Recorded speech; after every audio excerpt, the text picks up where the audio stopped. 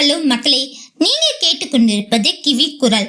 ஒரு fine evening, ஒரு அழகான பொண்ணு, கொஞ்சமே ரொம்பவே அழகான பொண்ணு, கையில காஃபி கப், கூடவே தனிமை. அவ என்ன பண்ணிருப்பா? இதோ உங்களுக்கான அழகான லவ் ஸ்டோரி கொண்டு வந்திருப்பா.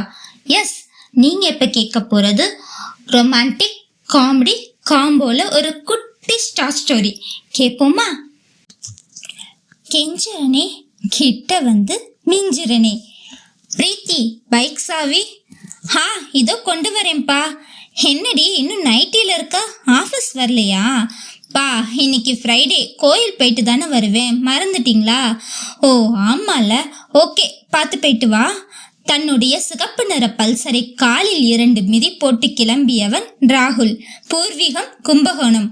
படிப்பு உத்தியோகம் என்று பல வருடங்களாக அவன் இருப்பது சிங்கார சென்னையில்தான். ராகுல் பிரீத்தி இருவருக்கும் திருமணமாகி 2 வருடங்கள் ஆகிறது. வெள்ளி டம்ளரில் காஃபி கொண்டு வந்து குனிந்த தலை நிமிராமல் அழகு பொதுமையாக நின்று அவ்வப்போது ஓரக்கண்ணால் தன் வருங்கால மணாளனை பார்த்து சம்மதம் சொல்லி வீட்டின் பெரியவர்கள் மூலம் கைபேசி என் பரிமாறி என்று முழுக்க முழுக்க வீட்டில் பார்த்து நிச்சயிக்கப்பட்ட திருமணம். இரு குடும்பத்திற்கும் ஜாதி ஒத்து போனது, இருவருக்கும் ஜாதகமும் ஒத்து போனது, படிப்பு அந்தஸ்து வசதி வாய்ப்பு என்று அனைத்தும் ஒத்து போனது. ஆனால் மனம் சர்வ நிச்சயமாக அது கூட ஒத்து போய்தான் இந்த திருமணம் நடந்து முடிந்தது. இதில் கூடுதல் சிறப்பு, இருவருமே கணினி பொறியாளர்கள். ராகுல் ஏற்கனவே சென்னையில் ஒரு புகழ்பெற்ற மென்பொருள் நிறுவனத்தில் நல்ல உத்தியோகத்தில் இருக்க, பிரீத்தா படிப்பு முடித்த கையுடன் திருமணம் நிச்சயிக்கப்பட்டு ராகுலுக்கு திருமணம் செய்து வைக்கப்பட, அவன் தன் மனைவியை தன்னுடன் அழைத்து செல்வதுடன் மட்டுமில்லாமல் தான் வேலை பார்க்கும் அலுவலகத்திலேயே அவளுக்கும் வேலை வாங்கி கொடுத்து விட்டான். ஜோடிகள் இருவரும் ஒரே அலுவலகம், ஒரே டீம். அதை தாண்டி சென்னை போன்ற மெட்ரோ சிட்டியில் தனியாக குடித்தனம். இதற்கு மேலும் ஹனிமூன் வேண்டுமா என்ன? இருவரும் தங்கள் நாட்களை கொண்டாடி தீர்த்தார்கள். ஊருக்குள்ளேயே கல்லூரிக்கு சென்று வளர்ந்தவளுக்கு புதிதாக சிட்டியில் வேலை. கண்ணுக்கு லட்சணமான கணவன். பெண்கள் அனைவரும் தன்னவனை சுத்தி சுத்தி வந்து சைட் அடிக்க, தன்னவனோ தன்னை பார்த்து மட்டுமே ஜொல்லு வடிக்க வரமாக இருந்தது வாழ்க்கை. அதுவே ஆபத்து என்று அப்போது புரியவில்லை. வாரம் ஒரு முறை பீச், பப், பார்ட்டி, மாதம் ஒரு முறை பியூட்டி பார்லர் என்று வாங்கும் சம்பளத்தை வகை தொகை இல்லாமல் செலவு செய்து கொண்டு தங்களின் இனிமையான நாட்களை இனிதே கழிக்க ஆரம்பிக்க, 1 வருடம் கழித்துதான் தங்களுக்கு என்று ஒரு வாரிசு வேண்டுமே என்ற கவலை முதலில் பிரீத்தாவை தொற்றி கொண்டது.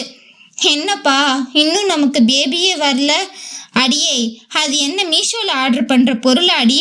இத்தனை தேதிக்குள்ள கரெக்டா வரும்னு சொல்றதுக்கு நமக்கானதுடி, சீக்கிரமே நல்லது நடக்கும். நெற்றி முட்டி கொஞ்சி செல்லும் கணவனை அவளுக்கு கோபித்து கொள்ள என்றுமே தோன்றியதில்லை. நாளாக அந்த கவலை அவளை வெகுவாக வாட்டி எடுக்க, என்னதான் இப்பொழுது பணிபுரிவது சென்னையில் என்றாலும் தங்கள் ஊர்காட்டில் சொல்லியது போல கடவுளிடம் மண்டியிட ஆரம்பித்தாள். சென்னையில் புகழ்பெற்ற அம்மன் கோவிலில் வெள்ளிக்கிழமை விரதம் இருந்து வழிபடவும் ஆரம்பித்தாள். கணவனோ விரதம் சாமி வழிபாடு என்று உன்னை வருத்தி கொள்ளாதே என்று கூறினாலும் அவளின் தனிப்பட்ட சுதந்திரத்திலும் சந்தோஷத்திலும் அவன் தலையிடுவதே இல்லை. என்ன மேடம், வெள்ளிக்கிழமை விரதம்லாம் ஓவரா? இல்லடி, கோயில் போயிட்டு வந்துட்டேன், பட் லஞ்ச் நூன் தான் சாப்பிடணும், அப்புறம் தான் விரதம் ஓவர். எதுக்கடி உடம்ப வருத்தி விரதம் இருக்கிற? இதுல வருத்தி எல்லாம் என்னடி இருக்கு? ஒரு நேரம் சாப்பிடாம இருக்கேன், அவ்வளோதான். நான் என்ன கல்லுடைக்கிற வேலையாடி பாக்குறேன்? இங்க உக்காந்துட்டு சிஸ்டம் தட்டுற வேலை தானே, அதுவும் தண்ணியெல்லாம் குடிச்சுக்கிறேன், பெருசா கஷ்டமாலாம் இல்லடி. நான் அதை கேட்கலடி. நீ குழந்தை வேணும்னு இப்படி கோயிலா விரதம் இருக்கிற, ஆனா அக்கறை சூடு உன்னோட ஆசை புருஷு இப்பதான் லேடி பாஸ் கூட 4 சிக்கன் ரோலை உள்ள தள்ளிட்டு 5வது ரோலை வச்சு எப்படி கடலை போட்டுட்டு சாப்பிட்டுட்டே இருக்காருன்னு பாரு. முடிந்த மட்டும் ஏத்தி விட்டு வேடிக்கை பார்த்தாள். என்னது சிக்கனா? ஆமா இவர என்றவள் அனுமதி கேட்காமலேயே கதவை திறந்து கொண்டு உண்ணும் இடத்திற்கு செல்ல, இவளை கண்ட ராகுலோ வெகு இயல்பாக, வாடி, என்ன அதிர்ஷ்டியா வெள்ளிக்கிழமை கேண்டீன் பக்கம் வந்திருக்க? என்னது இது தெரியாதா? Chicken roll. அது தெரியுது. வெள்ளிக்கிழமை நான் விரதம் இருக்கேன். நீங்க சிக்கன் சாப்பிட்டா என்ன அர்த்தம்? சாப்பிட்றேன்னு அர்த்தம். லைட்டா பசிச்ச மாதிரி இருந்தது, கேன்டீன் வந்தேன். சரி மேடம் சாப்பிட்டுட்டு இருந்தாங்களேன்னு அப்படியே கம்பெனி கொடுக்க ஜஸ்ட் உட்காந்து இப்போதாண்டி ஆரம்பிச்சேன். காலையில சாப்பிட்டு கிளம்புங்கன்னு சொன்னதுக்கு என்ன சொன்னீங்க? பிரீத்தி குரல் உயர்த்த ஆரம்பித்தாள். பசி கோபம் ஒருபுறம். கணவன் என்ன வேணாலும் சாப்பிடட்டும், ஆனால் இவளுடன் ஏன் சாப்பிட வேண்டும் என்ற எரிச்சல் மறுபுறம். பிரீத்தி, இது ஆஃபீஸ், காம் டவுன் ப்ளீஸ். நான் உங்ககிட்ட பேசல மேடம், உங்க வேலையை நீங்க பாருங்க.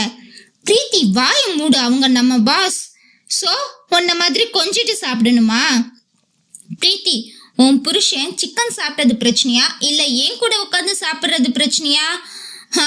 ரெண்டும் தான் என்று ஏதோ பேச வருவதற்குள் ராகுல் எழுந்து பிரீத்தியை அடிக்க கையை ஓங்கிவிட தன் மனைவியின் அதிர்ந்த பார்வையில் தன் கையை தொடையில் குத்தி கொண்டவன் வெளியே எழுந்து சென்று விட்டான். கலங்கிய கண்களை துடைத்தவள் தன் இருக்கையில் வந்து அமர்ந்து பணியை ஆரம்பிக்க அரை மணி நேரமாக கணவனை காணாதவள் கைபேசியில் அழைக்க அவனோ கட் செய்தான். ராகுலை தேடிக்கொண்டே வந்தவள் கண்ணில் மீண்டும் சிக்கியது இவர்கள் சிரித்து கொண்டே கோக் குடுக்கும் காட்சிதான். இவளை பார்த்ததும் கடுவனாக அவன் முகம் மாற உள்ளே வந்து விட்டாள். ராகுலை பொறுத்தவரை அடி துப்பு எல்லாமே நம் ரூமுக்குள்ள வச்சுக்கோ. வெளியில வந்தா ரெஸ்பெக்ட் கொடுத்து நடந்துக்கோ. உனக்கான ரெஸ்பெக்ட் நானும் கொடுப்பேன், இவ்வளவே. நீ எப்படி இந்த நாளில் இதை சாப்பிடலாம் என்றெல்லாம் தன்னவள் சட்டையை பிடித்து கூட கேள்வி கேட்கலாம். ஆனால் வீட்டில் அவள் செய்திருந்தால் இந்த அளவிற்கு அவன் கோபப்பட்டு இருக்க மாட்டான். தங்கள் பாஸ் முன்னே, அதுவும் எப்போடா இருவரும் சண்டை போட்டுக் கொள்வார்கள், இடை புகலாம் என்று இருக்கும் அவள் முன்னா வாதம் செய்ய வேண்டும். வாடி சாப்பிட போகலாம். குழந்தையையும் கிள்ளி விட்டு சத்தமே போடாமல் தொட்டிலை ஆட்ட வந்தால் தோழி என்னும் பெயரில் ஒருத்தி. பசிக்கலடி. என்ன விளையாடுறியா? காலையில இருந்து ஒரு டீ காஃபி கூட குடிக்காம வெறும் தண்ணி குடிச்சிட்டு இருக்க, இதுல வேலையும் பார்த்துட்டு இருக்க.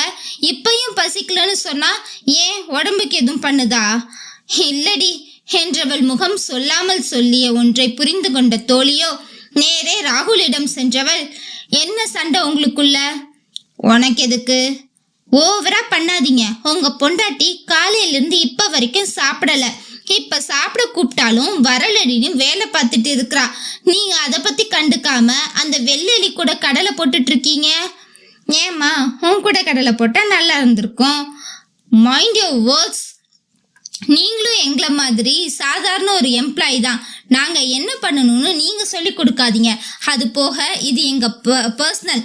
அவளுக்கு பசிச்சா அவளுக்கு சாப்பிடவும் தெரியும். அவ குழந்தை கிடையாது, சரியா என்றவன் எழுந்து செல்லும் போது மீண்டும் பிரீத்தியை முறைத்து செல்ல, என்னடி ஹஸ்பண்ட் உனக்கு? உன் மேல கொஞ்சம் கூட பாசமே இல்ல. பாசம் இல்லைங்கிறத விட இன்ட்ரெஸ்ட் குறைஞ்சு போச்சுன்னு நினைக்கிறேன். புதுசா நம்ம பாஸ்கிற்கு பிடிச்சி அலைகிறாரு. வாய்க்கு வந்ததெல்லாம் பேசாதடி. யாரு? நான் வாய்க்கு வந்தது பேசுறேனா? தேவைதாண்டி எனக்கு.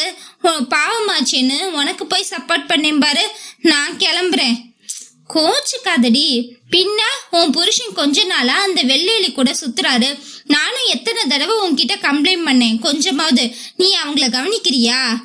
அவங்க நம்ம பாஸ் டி, ப்ராஜெக்ட் ஹெட். அவங்க சொல்ற வேலையை தாண்டி இவர் கேட்டுட்டு வந்து நம்ம கிட்ட சொல்ல முடியும். நல்லா சொன்னாரு போ. இதுங்க ரெண்டுத்தையும் பார்த்தா ப்ராஜெக்ட் சம்பந்தமா பேசிட்டு இருக்க மாதிரியா இருக்குது. ரெண்டு மூஞ்சிலையும் எப்ப பாரு 1 கிலோ சிரிச்சுக்கிட்டே இருக்காங்க. அதுலயும் அந்த எலி ட்ரெஸ்ஸும் அது மூஞ்சும். இப்படி நீ இழுத்து போத்திக்கிட்டு போர்வை மாதிரி சேலையை கட்டிட்டு வந்தா மனுஷனுக்கு எப்படிடி உன் மேல ஆசை வரும்? அதான் அந்த பக்கம் சாஞ்சிட்டாரு என்று என்னென்னவோ இவள் ஏத்தி விட்டு கொண்டு இருந்தாள்.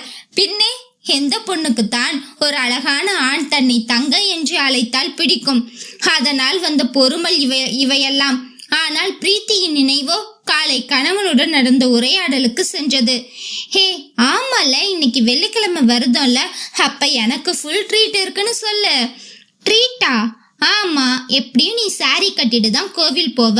அப்படியே அப்படியே தான் ஆஃபீஸ்க்கும் வருவ. அங்கிட்டு இங்கிட்டு நடக்கிற மாதிரி உன்னை ஓரக்கண்ணால சைட் அடிக்கிற ஃபீல் சும்மா நச்சுன்னு இருக்கும். எப்ப பாரு அந்த குர்தின்னு தலகாணிக்கு உரத்தச்ச மாதிரி போட்டுக்கிட்டு வருவியே, ஒன்றும் தெரியாது. இன்னைக்கு சேலையில சும்மா அங்கேயும் இங்கேயும் தெரியுற அந்த கொஞ்சம் உன்னோட எலும்பிச்சபலை இடுப்புல அதுல சொருகி வைக்கிற கர்ச்சீஃப்ல மனம் சொக்கித்தான் போகும். ஐய, விரதம் அன்னைக்கு பேச்ச பாரு. எவ்வளவு முயன்றும் கண்ணச்சிவப்பை மறைக்க முடியாமல் கணவன் தோளில் குற்றினாள். புள்ள வேணும்னா புருஷனை சுத்துங்கடி, சாமிய சுத்தாதீங்க. என்ன சார் இன்னைக்கு ஓவர் ரொமான்டிக்கா இருக்கீங்க? பின்ன வெள்ளிக்கிழமை ஆனா சாமிக்கு விரதம் இருக்கிற என் தெய்வீக பொண்டாட்டி ராத்திரி புருஷனுக்கு படையலே வைப்பாளே, அதுவும் நாள் முழுக்க உன்னை புடவையில பார்த்து பார்த்து சூடேறி இருக்கிற உடம்புக்கு எச்சில் தானே குளிர்ச்சி என்று பட்ட பகலில் அதுவும் நட்ட நடுவாசலில் கலீஜாக பேசி கண்ணடித்து பறக்கும் முத்தத்தையும் இனாமாக கொடுத்து விட்டு சென்ற கணவனை இப்பொழுது நினைத்தாலும் மனதுக்குள் படபடப்பட்டாம்பூச்சிதான். பிரீத்தியின் கலக்கமான முகத்தை பார்த்த தோழியோ, அப்படா கொளுத்தி போட்டாச்சு, எப்படியும் ஒரு மாசத்துக்கு 2 அடிச்சுக்கிட்டு சாகும் என்று தன் டிஃபன் பாக்ஸை எடுத்துக்கொண்டு அடுத்த வேலையை பார்க்க சென்று விட்டாள். சாரி என்று குறுஞ்செய்தியில் ஹார்ட் பறக்க அனுப்பியிருந்தான் ராகுல். தேவையில்லை, உதட்டை கோணி ஒரு பொம்மை. ஆமா, எனக்கும் சாரி தேவையில்லை, அதே பொம்மை இந்த பக்கம். யோ புருஷா, கண்ணில் ஹார்ட் பறக்கும் பொம்மை சொல்றி என் அழகு பொண்டாட்டி, உதட்டை குவித்து முத்த பொம்மை. சாப்பிட்டா விரதம் முடிஞ்சிடுங்க, போய் சாப்பிடு. மறுபடியும் கண்ணில் ஹார்ட் பறக்கும் பொம்மை. எனக்கு உன் உதடு தான் வேணும் சாப்பிட, உதட்டை கடிக்கும் பொம்மை இந்த பக்கம். பிரீத்தியை கெத்தாக முறைத்து கொண்டே கடந்து சென்ற ராகுல் தான் அங்கு ஓரத்தில் நின்று கொண்டு இவளுக்கு டெக்ஸ்ட் மெசேஜில் மன்னிப்பு கேட்டு அனுப்ப, அதற்கு பிறகு இருவரும் கொஞ்சிக் கொண்டது. மனைவி தன்னை தேடுகிறாள் என்று தெரிந்த பின்பு எந்த கணவனால் தான் அங்கு அமைதியாக நின்று வேலை பார்க்க மனது தோன்றும்? மேடம். சொல்லுங்க ராகுல். லீவ் வேணும் மேம். ஏன், என்னாச்சு? இப்பதானே வந்தீங்க? நீங்களே சொல்லுங்க மேம். காலையில அவ பாட்டுக்கு உங்ககிட்ட ஓங்கி பேசுறா. அவளை ஒரு 4 அடியாவது அடிச்சாதான் எனக்கு ஆத்திரமே அடங்கும். நான் என்ன லோக்கலா மேடம் பப்ளிக் பிளேஸ்ல சண்டை போட? அதான் லீவு கொடுங்க 2 பேருக்குமே. வீட்டுக்கு போய் இருக்கு அவளுக்கு. அச்சோ ப்ளீஸ் ராகுல், என்னால நீங்க 2 பேரும் சண்டை போட வேண்டாமே. லீவ் வேணா எடுத்துக்கோங்க, உங்க ஒய்ஃபை சமாதானப்படுத்த பாருங்க. இல்ல மேம், என்ன பேசி இருந்தா கூட நான் தாங்கிப்பேன், உங்களை எப்படி பேசலாம்? அதனால அவளுக்கு நான் யாருன்னு காட்டுறேன் என்றவன் இருவருக்கும் விடுப்பு வாங்கி வெளியே செல்ல நேராக இருவரும் வந்தது வீட்டிற்கு தான். விரதம் என்று காலையிலேயே மணக்க மணக்க நெய் மிதக்கும் பருப்பு சாம்பார், அப்பளம், வடை, பாயாசம் என்று எல்லாம் செய்து வைத்து வேலைக்கு சென்றிருக்க, இப்பொழுது வயிறு நிறைக்க உண்டவர்கள் மனது நிறைக்க காதல் செய்ய அறைக்குள் சென்றார்கள். எப்படிடா லீவ் வாங்கின அந்த வெள்ளெலி கிட்ட? ராகுல் லீவ் கேட்ட விதத்தை கூறியதும் விழுந்து விழுந்து சிரித்த பிரீத்தி, கிக்கான ஃபிகரா இருக்கும்னு பார்த்தா சரியான மக்கான ஃபிகரா இருக்கும் போல. சரி, உன் கூடயே இருக்குமே ஒரு அல்லக்கையி, நீ ஒரு நாள் வரலனாலும் தலை சுத்துது தலை வலிக்குதுன்னு ஃபோன் போட்டு சீன் போடுமே, அதுகிட்ட இருந்து எப்படி தப்பிச்சு வந்த நீனு? நீ போட்ட அதே பிட்டு தாண்டா நானும் கொஞ்சம் திருப்பி போட்டேன். ஹஹா, என்னை அடிக்க போறேன்னு சொன்னியாடி, எங்க அடிடி பாப்போம்.